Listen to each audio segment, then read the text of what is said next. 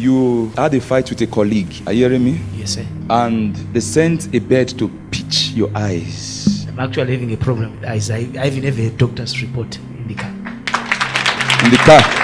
In your car? Go and bring it. Go and bring the doctor's report. It was sent. There are some what? There is like some yellowish stuff that is blocking the light. In your eyes? Yes, on the eyes. This is what doctor said. That's what they said, yes. But I'm telling you, I said, you heard what I said? I said, bird poke your eyes. Yes. It's a witchcraft manipulation. Where's the anointing water? My prayer prophet, I don't like glasses. You don't like glasses? I don't like glasses. They've blocked everything that I see. You are supposed to be calculating money. I don't know what you went to study about calculation and fixing people's accounts.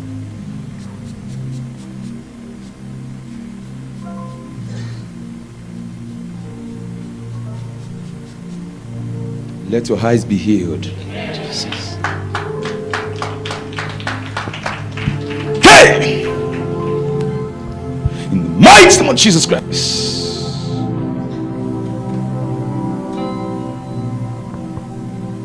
You're free.